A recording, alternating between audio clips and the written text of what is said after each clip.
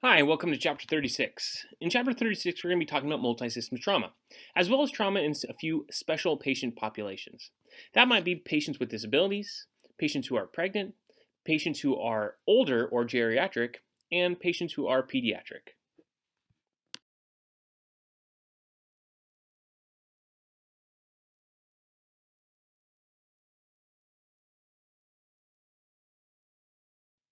Take a minute to review the case study and answering the following questions on the following slides.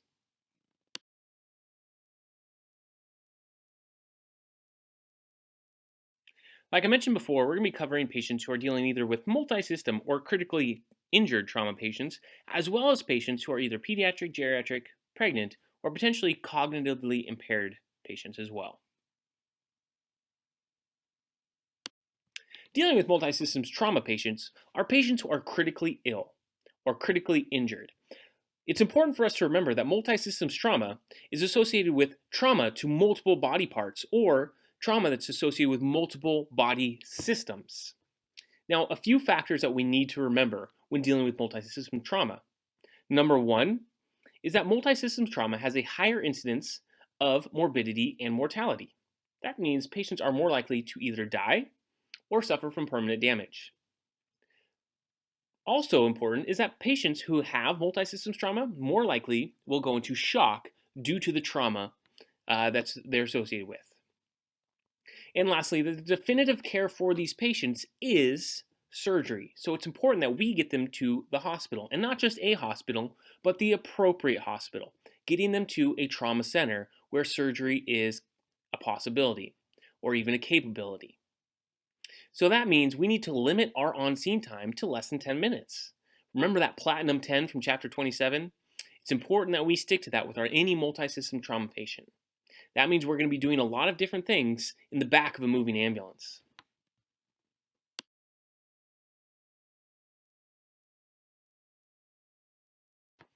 The next two slides cover things that are important to remember when dealing with multi-systems trauma. Go ahead and review the following list in the following slides, and we'll meet back up in just a few slides.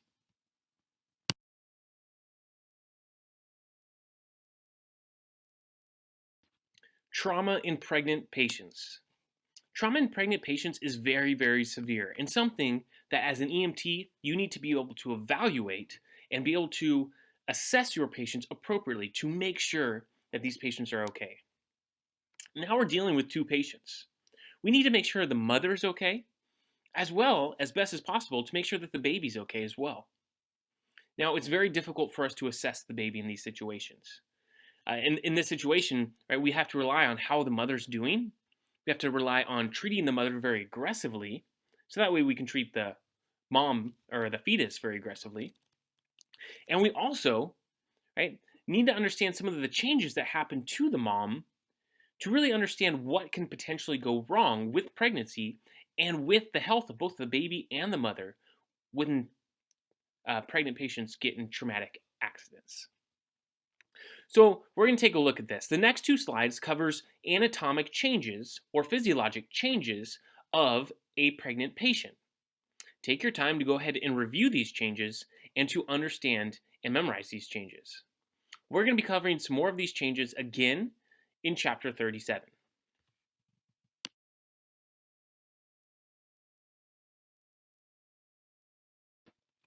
From my experience, trauma comes to pregnant patients in a lot of different ways. The common two that I see in the field are either motor vehicle accidents or even abuse. Those are the two things that we really see and could potentially see with pregnant patients. Now, we need to remember that trauma can be very severe, both to the mom and to the baby.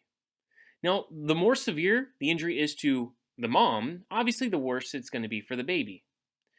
It's really important that that baby continues to get all of its nutrients as well as all the oxygen it needs. So if the mom potentially goes into shock, that baby's definitely going to suffer.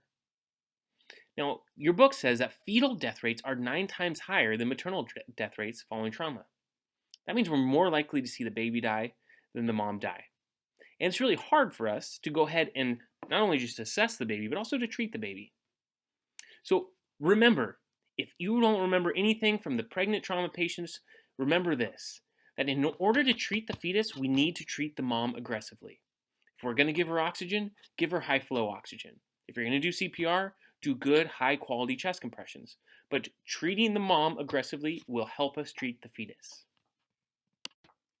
Now, 3 things that can happen to a pregnant trauma patient are really premature contractions, followed by preterm labor, abruptio placenta, and uterine rupture.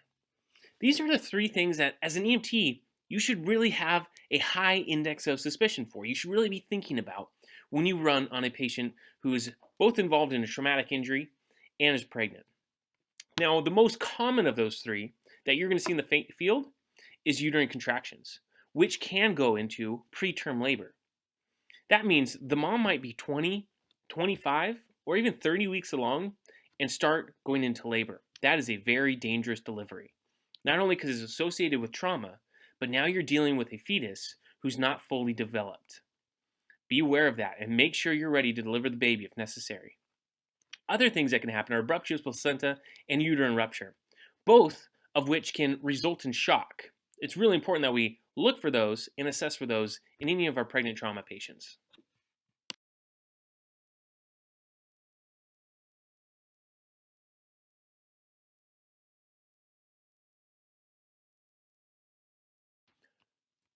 All right, how do we manage a pregnant trauma patient? What is the best things that we can do? Well, obviously, scene safety, right? That's important for everybody. And don't forget airway, breathing, circulation, and control any major bleeding. Just like we said those things are important for every other single patient, they're important here too. We need to identify and manage life threats. Because remember, treating the mother aggressively will help us treat the fetus. So treat the airway aggressively, treat the breathing aggressively, stop any major bleeding right away, and treat circulation. Treat for shock as necessary. Now, a couple of things that are also important to remember is number 1, if we do need to immobilize this patient's spine, or potentially if we need to put them on a backboard, we should always tilt the backboard, right, to the left, or raise or elevate the right side of the board. Or in some situations, if we can, somehow try and lay that patient on their left side. It's very easy for a pregnant patient, especially in their later trimesters, to develop something called supine hypotensive syndrome, which we'll be learning more about in chapter 37. So in order to account for that, we need to think about, right, or assess for, right, is my patient potentially going to develop supine hypotensive syndrome if I lay them flat on their back? That's not something we want to do in some of these patients. Other than that, you guys, remember to manage these patients aggressively, right? A, B, C's, and stop any major bleeding. Now, we're going to want to give oxygenation to this patient. We're going to give high flow oxygen via non-rebreather at 10 to 15 liters per minute, preferably 15. If we need to ventilate, consider ventilating those patients. You don't need to pay attention to pulse oximetry anymore. Also, we need to stop bleeding. Stop it right away and stop it well. But if we're dealing with vaginal bleeding, make sure you stop the vaginal bleeding appropriately. Get a large ABD or absorbent pad and place it over the vagina and let it soak up the blood. If it completely saturates or soaks up with blood, right, put it in a bin or biohazard waste and bring it with you to the hospital and replace the pad. We are not going to pack the vagina, and we're not going to put direct pressure on the vagina. We're just going to do as best as we can to stop the bleeding. Remember to treat for shock in these patients as well, because treating for shock in a pregnant trauma patient is very important to keep the mom and the fetus from developing shock or potentially hypoxia.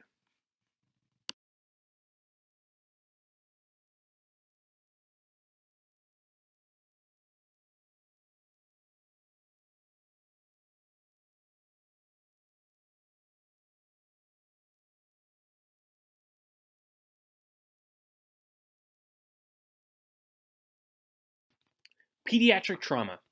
This is dealing with our child population. Trauma is one of the leading causes of death for pediatrics. It's important that we know how to deal with it well. It can come from multiple different things, whether it's a fall or a motor vehicle accident.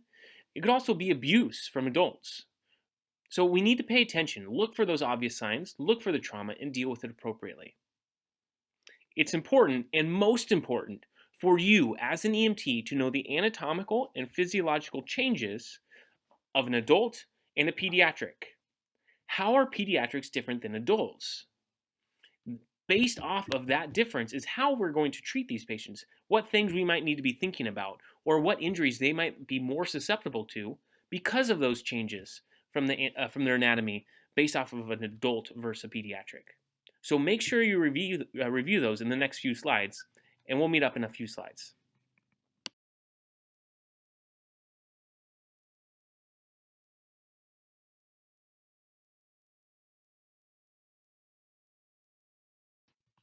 The pediatric assessment triangle is a assessment tool that might help you to assess pediatrics a little bit better. It was developed by a pediatrician, and we'll learn more about it in chapter 38.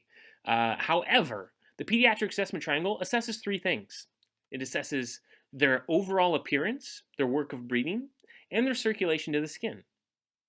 The pediatric assessment triangle is kind of like a general impression. As you walk into the room, how does this kid look? Are they working hard to breathe or are they not? And what does their skin look like?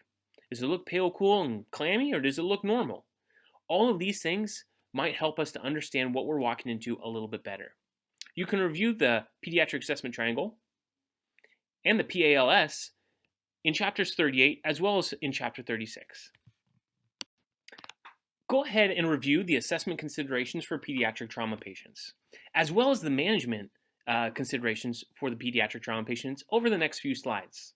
A couple things that I want to talk about referring to the correct ways to manage a pediatric trauma is just like every other patient. Remember scene safety, remember airway, breathing, circulation, and remember to make sure you control any major bleeding right away.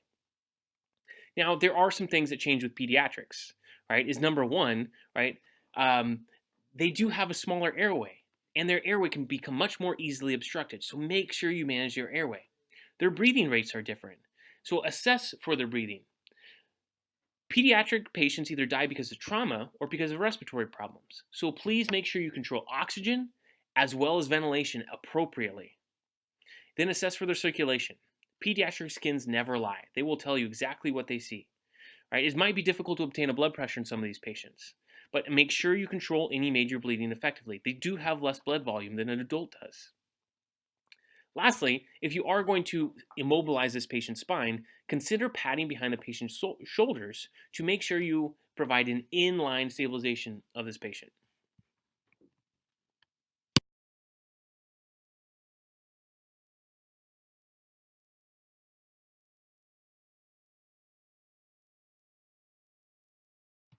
Trauma in geriatric patients, which is usually associated with patients either over the age of 65, and in some cases specifically concerning trauma, patients over the age of 55. Now, it's important that we realize that a normal injury, maybe to a younger adult, they might not suffer very much damage from certain injuries. But a geriatric patient, they might not have the same considerations, right? A small mechanism of injury might result in a serious injury or damage to our patients. So make sure you assess our patients appropriately. It's important, just like with pediatric patients, that you know the anatomical and physiological changes, because that is what's going to lead to maybe different injuries, as well as our management concerns based off of those changes.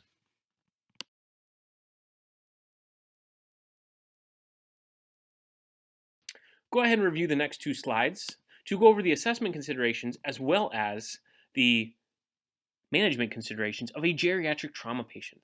Now, some things you guys maybe need to remember is that number one, these patients have a lot of medical problems, as well as they do take a lot of medications. So be aware for those different things. Also, just like every other patient, remember scene safety, ABCs, and control any major bleeding. Some patients will have a little bit changes as they age, whether that's with their anatomy or their physiology, but skin tears are a little bit more common. It's also important that we keep these patients warm, and if we do need to go ahead and mobilize their spine, that we pad for any extra curvatures of the spine. Sometimes as patients age, we see exaggerated curves in the spine, which will result in maybe making it a little bit more difficult to keep that patient's spine in line. Regardless, you guys, if it's a critical trauma patient, remember to give them high flow oxygen and treat for shock accordingly.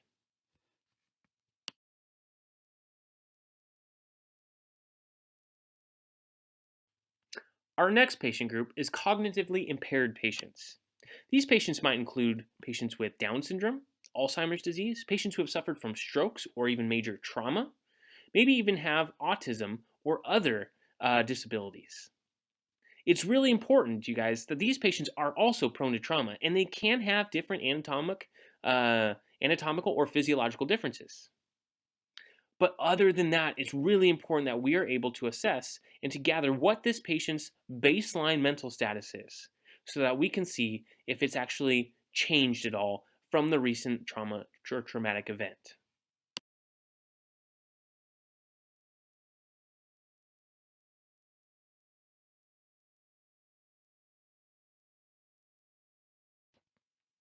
As we're treating these patients, don't forget to treat them like people.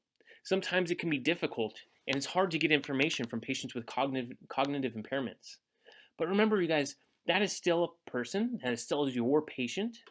So it's very easy for us to turn to the family member and try to get a history or to get some questions answered.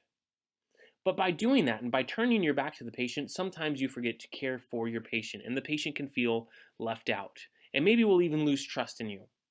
So don't forget to treat the patient first and then turn to the family member or the caregiver if necessary.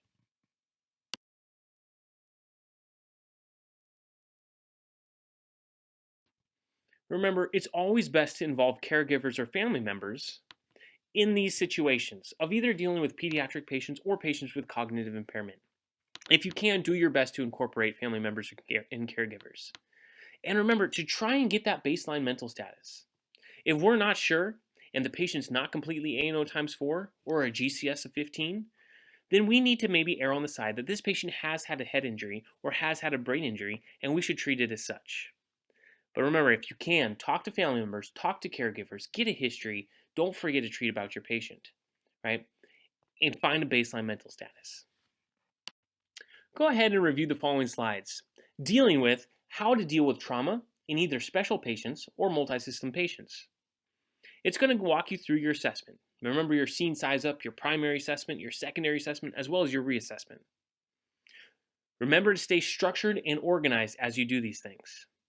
Don't forget about all the small differences between all of your different patient groups. The reality is you never know what you're going to show up to when you walk in on scene. So make sure you're prepared. Make sure you know the anatomical and physiological differences of all of your patient populations. That's it I have for chapter 36. Make sure you review the following slides and follow up with the case study as well as the lesson summary.